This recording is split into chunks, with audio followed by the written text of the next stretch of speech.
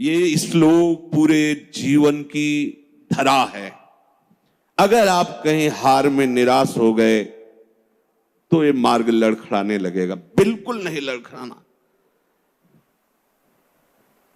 आप लोगों को तो रोज सत्संग मिल रहा है, अपने को तो ऐसा भी सौभाग्य नहीं था कि सत्संग रोज मिले। कम से कम सत्संग में हमें वो शब्द मिल जाते हैं जिनसे हम पुनः हृदय को उत्साहित करके इस मार्ग में चला पाते हैं। इसलिए बहुत मंगलमय मार्ग है, पर बहुत कठिन मार्ग है। कठिन इसलिए है कि हमारा अभ्यास विषय मार्ग में चलने का है और ये बिल्कुल उसके उल्टा मार्ग है। अब कभी न कभी कोई न कोई ऐसी आक्रमण वृत्ति माया की होगी जहां हम हार सकते हैं, तो हमें कभी निराश नहीं होना, ये हृदय में बैठा लीजिए। दूसरी एक उपासक के अंदर वृत्ति रहती है कि अगर मैं ये देख लूं, अगर मैं ये भोग लूं, तो बार बार जो मन कहता है एक बार उसको समझा देंगे ना कि देखो भोगा उसमें सुख नहीं, जैसे शास्त्रों में लिखा है। ये होता है पक्का, ये मत समझो कि किसी एक की बात है, सबके अंदर ये मन की चालबाजी जो तुम्हारे अंदर वही हमारे अंदर, तुम्हारे सबके अंदर। एक बार देख लेते हैं, हृदय में जलन होती है, पीड़ा होती, व्यथा होती।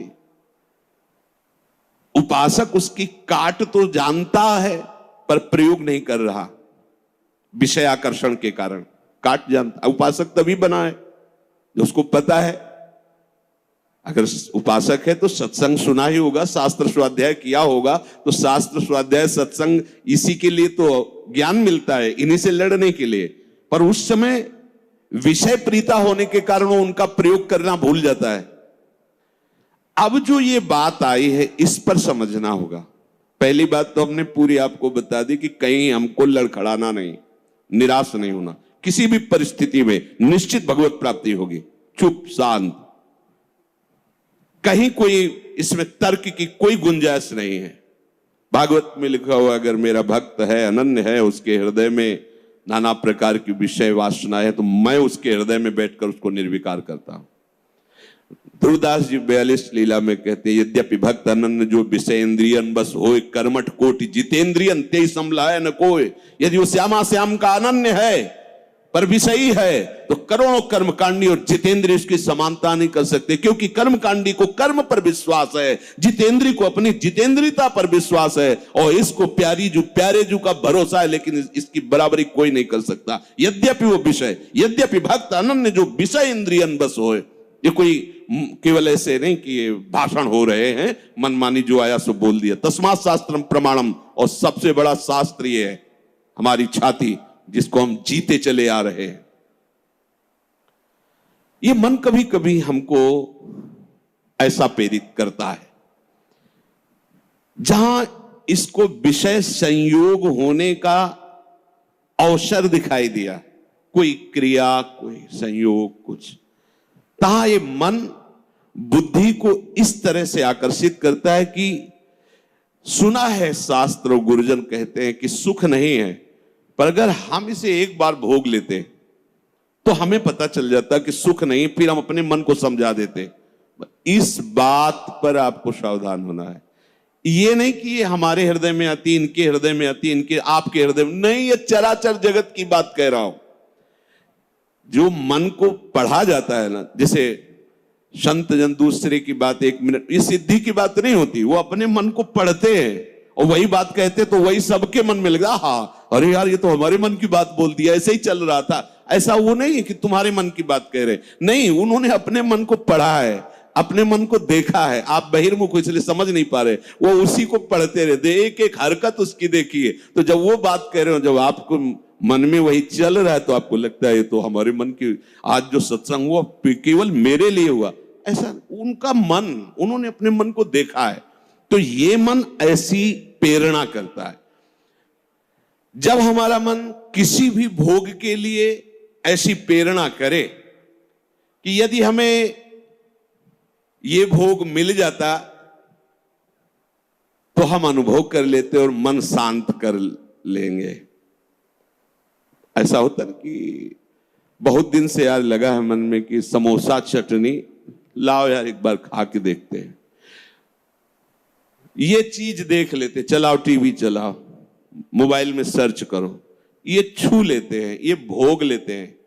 यही हमारे फंसाने की चाल है। अच्छे से देखना, हम गिरते कहां हैं?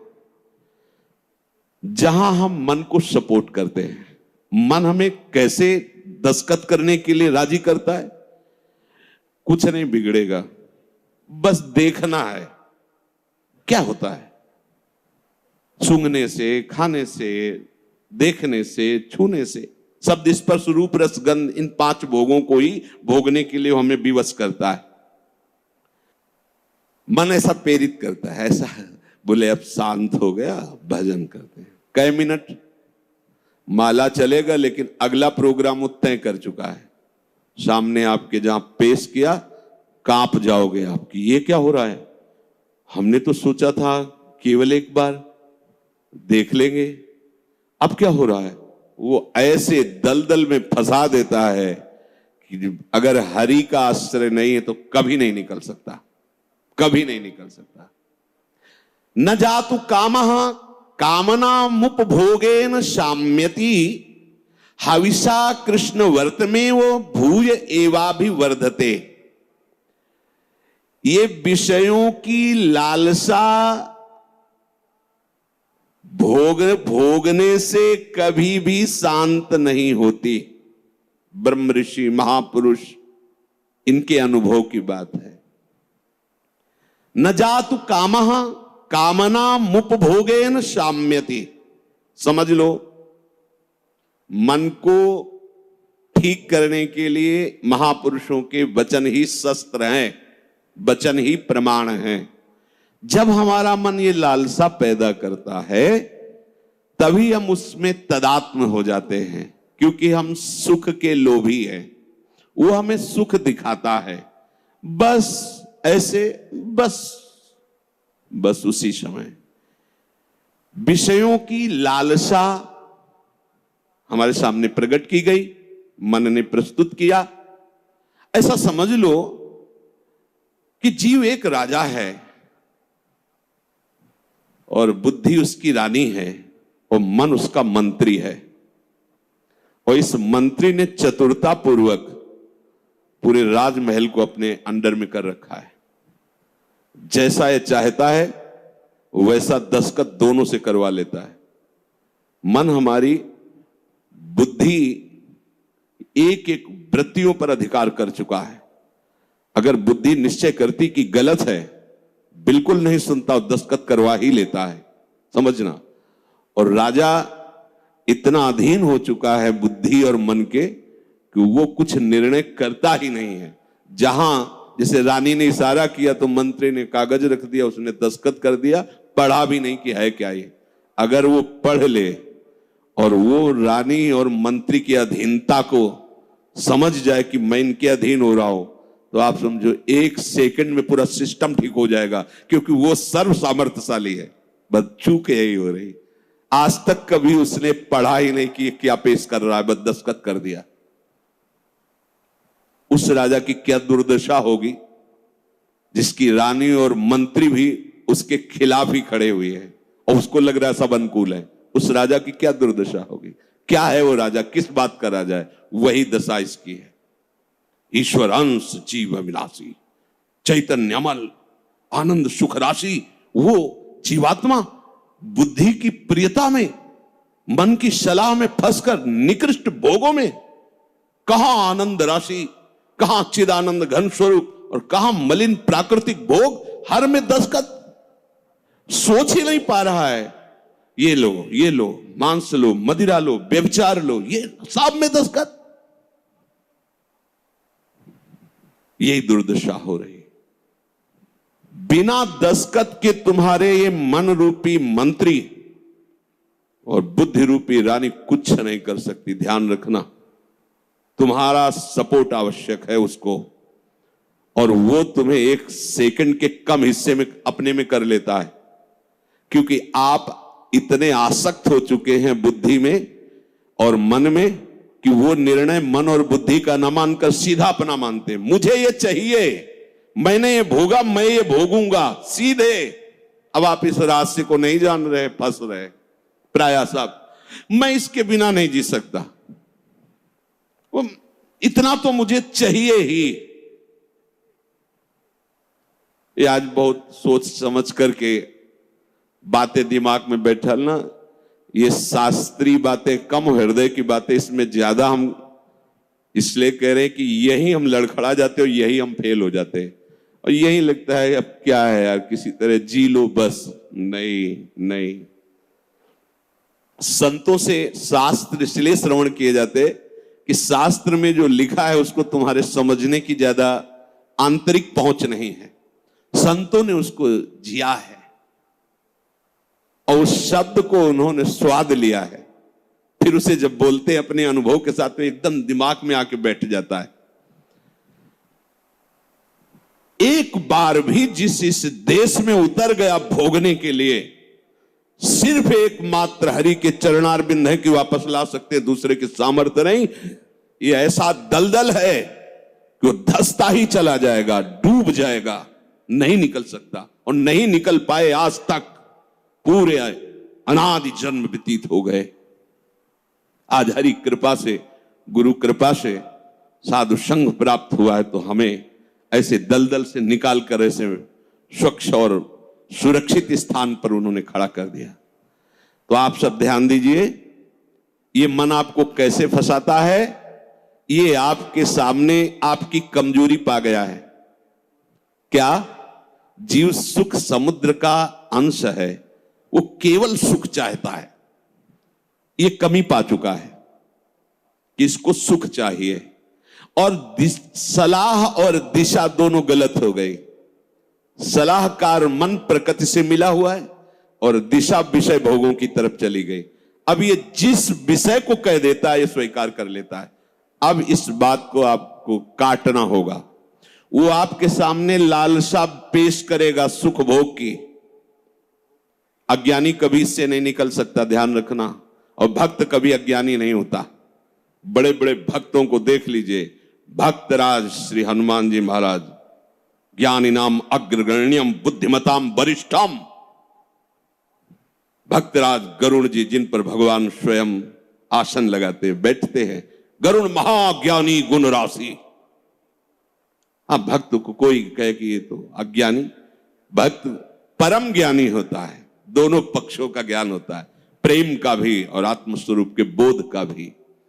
ज्ञानी एक पक्ष केवल आत्मस्वरूप का बोध और मुक्त हो गया, और भक्त मुक्त होते हुए भी मुक्ति को न स्वीकार करके आगे बढ़कर भगवत प्रेम राज्य में प्रवेश पाता है।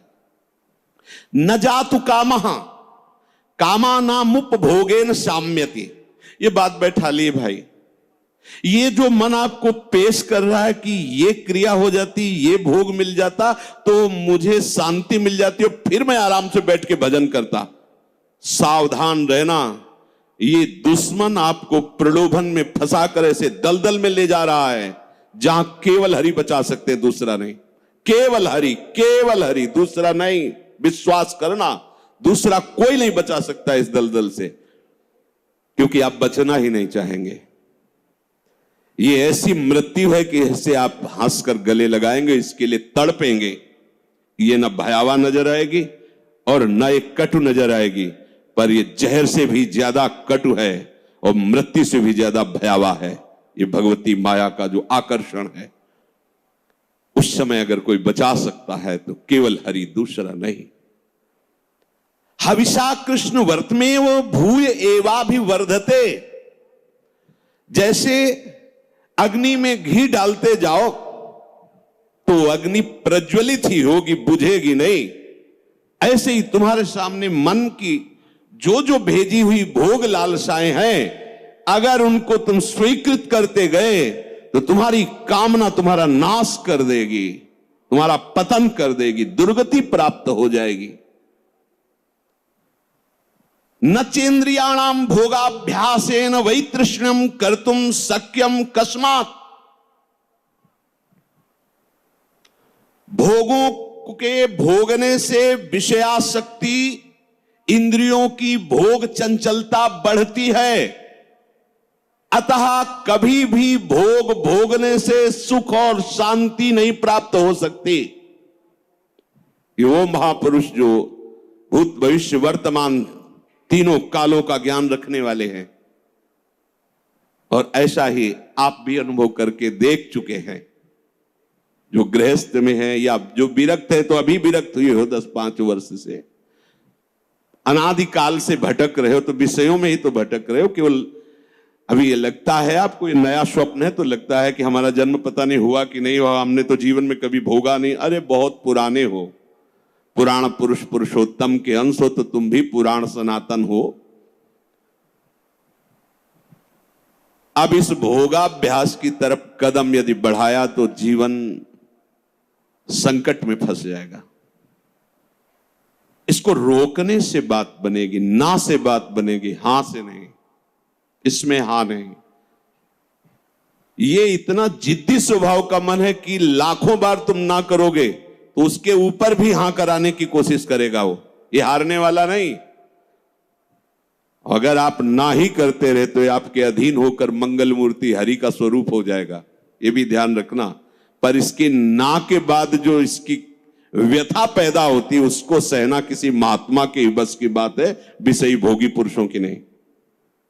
अगर उसे कोई, जब मन को ना कहा जाता है और फिर वो जो व्यथा पैदा करता है, उस व्यथा को जो सह जाता है, वही परम पद का अधिकारी होता है। यम ही न व्यथ्यन्ते पुरुषम पुरुषर्षभ सब दुखा सुखाधीरम स्वमृतत्वाय कल्पते। वो अमृत पद का अधिकारी हो जाता है। आप अमृत पद के अधिकार के लिए ही निकले, इसलिए सहना पड़ेगा। और वास्तविक सहना है ही नहीं, भ्रम है। अगर थोड़ा सा विवेक जागृत हो जाए तो हंसकर निकल जाओगे, कोई जलन नहीं, कोई परेशानी नहीं। ये केवल माना हुआ है।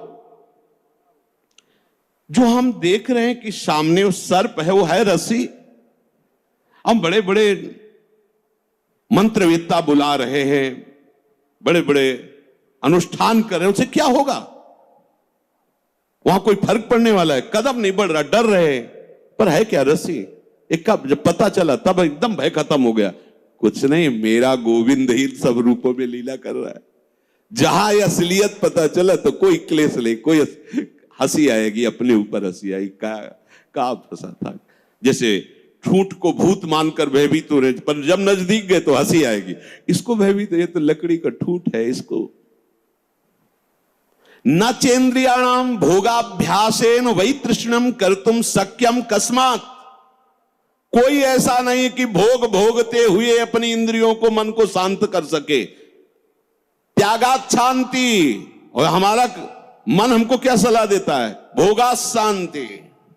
भोग लो तो शांत हो जाओगे। अब थोड़ी देर के बाद फिर चैन से भजन। मूर्खता नहीं, तस्मात् शास्त्रम प्रमाणम। पर ये जो मन व्यथा पैदा करता है, ध्यान रखना, सह वही सकता है जिसका नाम चल रहा होगा। राधा राधा राधा। हम कई बार उपासक जो नजदीक होते हैं, किसी भी अचानक पूछते हैं, कहां हो? बोलो बोलो, कहां हो? जी कहां हो? क्या चल रहा है? मंत्र चल रहा है, नाम चल रहा है, वाणी जी चल। जी नहीं, तो क्या चल क्या रहा है? कहां हो? अब चलने लगा। ऐसे अब चल। हर समय ऐसे ही आपको टोकना है, देखना है। जिस समय आप नाम से रहित होंगे, उस समय दी हुई मन की व्यथा को तुम नहीं सह सकते।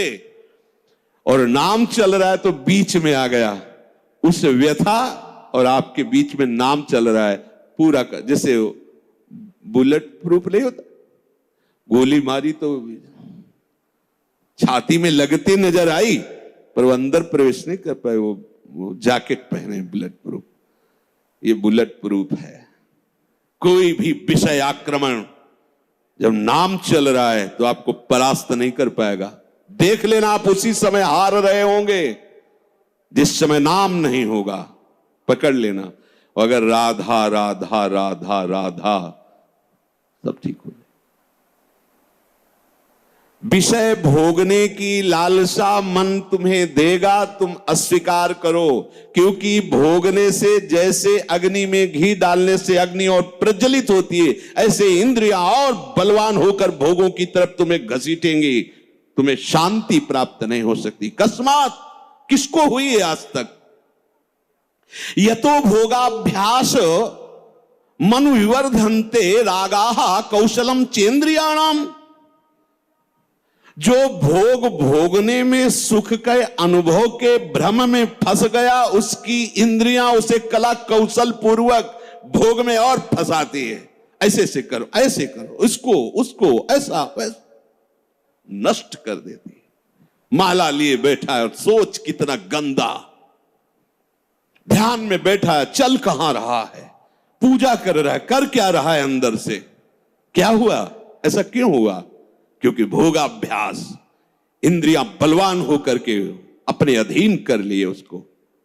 यद्यपि मृषा, बात झूठी है, कैसे अधीन हो सकता है? पर छूटत कठिनाई, बहुत विवेक की आवश्यकता है। अब और सुख प्राप्ति की इच्छा बढ़ती चली जा रही, तो व्यभिचार शुरू हो गया, पापाचार शुरू हो गया, भूल गया मर्यादा, पशुता आ गई, राक्षसी प्रवृत्ति आ गई, और सोच रहा था कि शांति मिल जाएगी ऐसा करने, और ऐसा शांत फिर हो जाता है कि उसे एक ही बात समझ में आती है कि अब शरीर ही छोड़ दे तो अच्छा है। ऐसी स्थिति आ जाती है, घृणा हो जाती है उसको अपने जीवन से, जीना उसके लिए नर्क लगने लगता है कि ऐसा जीवन, क्या जीवन। पर अब विवेक काम नहीं करता, क्योंकि इंद्रियों ने अधीन कर लिया है। बिखर पर्यो मन समटत नाही, इंद्र ने लीनो जीत, इंद्रियों ने जीत लिया। तस्माद अनुपाय सुखस्य भोगाभ्यास, बस वो इसी सुख का चिंतन करता रहता है। भोगाभ्यास कैसे? पूरा जीवन इसी में, भोग सामग्री एकत्रित करना, उसको भोगना, अधिक से अधिक भोग सामग्री एकत्रित करना, उसको भोगना, बस इतना ही जीवन। देख लो जो सत्संग विहीन है, भगवत विमुख, देख लो इतना ही जीवन है। भोगाभ्यास, भोग सामग्री संग्रह, बस उसको भोगना, यही जीवन। ये तो पशु भी कर रहे हैं। खान पान निद्रा भय हार मैथुन। बोले जो, बहुत ध्यान से सुना, अभी शांत बैठा था और मन ने भोग लालसा उसके सामने रखी, वो तदात्म हो गया और भोग करके अब सुख शांति प्राप्त करने की इच्छा में सम्मिलित हो गया। बोले उसकी ऐसी दुर्दशा हो गई, सा खलवयम वृश्चिक विषभीत इवासी विशेषण दष्टो या सुखार्थी विषयानुवासितो महत दुख पंके निमग्न इति। बिच्छू के डंक के जहर से बचने के लिए उसने अपने हाथ को सुरक्षित समझा सांप के बिल में डालना। अब उसकी क्या दुर्दशा होगी? भाव इसका, थोड़ी सी जलन दे रहा था जब हम कह रहे थे ना, हम उस बिच्छू के डंक जैसी बात को नहीं सह पाए, और जब विषय भोगा तो कैसा, जैसे सांप के बिल में उसके मुंह में हाथ लगा देना। अब वो जो सांप काटा, अब बहुत 45 मिनट जियोगे, अगर इंजेक्शन सही नहीं मिला मरी जाओगे, क्योंकि वो कोबरा का जहर पूरे शरीर में फैल जाएगा। और एक कोबरा नहीं, हमारे अनंत कोबरा डसते रहते दुर्वासना के। समझिए, पहले शांत था, भोग लालसा प्रकट हुई, जलन हुई। जब आपने उसे ना कहा तो वो जलन जो हुई, अगर उसको नहीं सह पाए और भोगाभ्यास में उतर गए, तो ऐसा समझ लो कि बिच्छू के डंक के भय से बचने के लिए सांप के बिल में हाथ डाल दिया।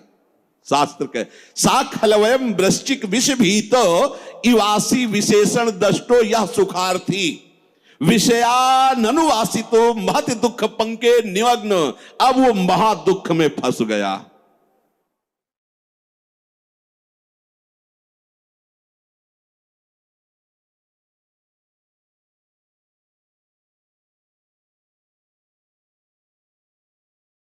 इसलिए मन के द्वारा जो दी हुई भोग लालसा है, आपके बिना ये कुछ कर नहीं सकता। आपको दस्तखत नहीं करना है, बस इतनी बात है। दस्तखत का तात्पर्य स्वीकृति। हाँ ठीक है, बस इतना कहने की देर है, आगे तुम रो चिल्लाओ, तुम्हारी कोई बात नहीं सुनेगा मन, पर पहले वो हाँ करवाएगा। इसकी चाल है, बिना तुम्हारी हाँ के कुछ नहीं कर सकता है। ये बात समझ लो। सब यही सैकड़ों बार प्रश्न होते हैं, वो हमारे अंदर ऐसा, वो ये काम, वो ये बात तुमसे सुधरेगी, किसी के आशीर्वाद से नहीं सुधरेगी। ये भी ध्यान रख लो, ये भी अनुभव की बात कहते हैं। कहीं भाग के किसी के भी पास चले जाओ, किसी का ऐसा नहीं होगा कि हाथ रख दो तुम निष्काम हो गए।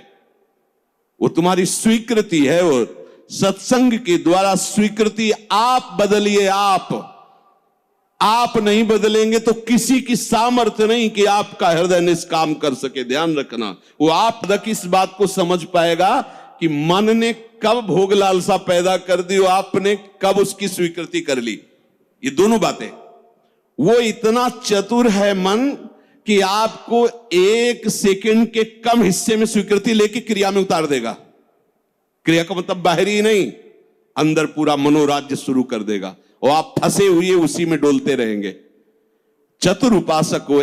चतुर कौन? रामे भेजे थे चतुर नर। राधा राधा राधा राधा, क्योंकि जब आप मनोराज्य में विचरण करने लगेंगे तो नाम छूट जाएगा। नाम छूटा मतलब हानि हो गई। पकड़ो, तुरंत पकड़ो, यही हमारा साथी, यही हमारा मित्र, यही हमारा बल है नाम, जो हमें इस मन की दुर्वासना द्वारा घसीटने पर भी नहीं घसीट पाएगा।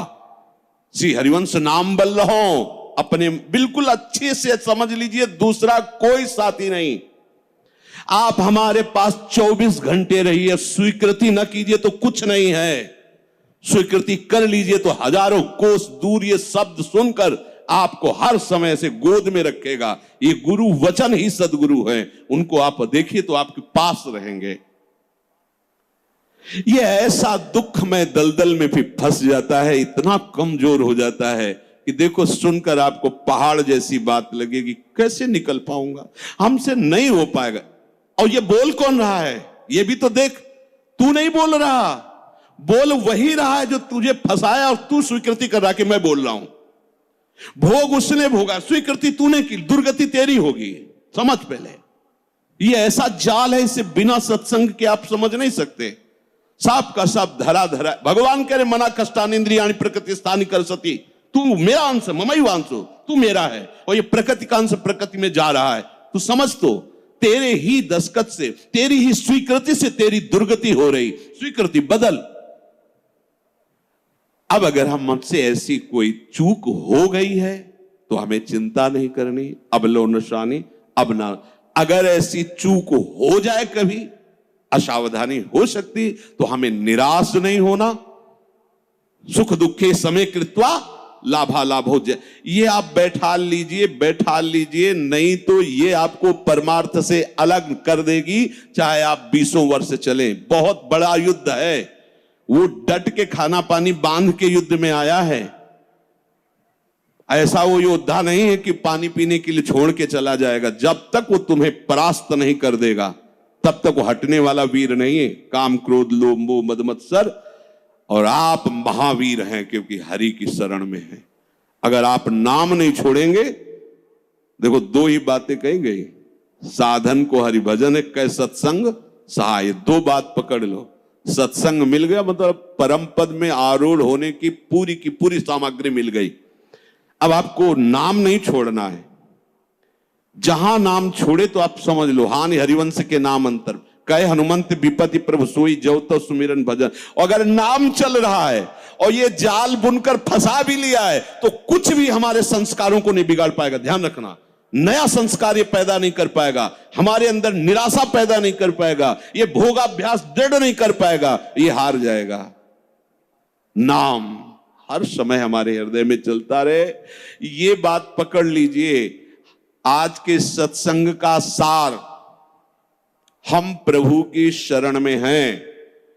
भले हमारे द्वारा कुछ भी कैसे भी जिसको हम नहीं संभाल पा रहे, फिर भी हमें निराश नहीं होना, हमें अपने प्रभु की प्राप्ति के लिए कदम बढ़ाना ही है।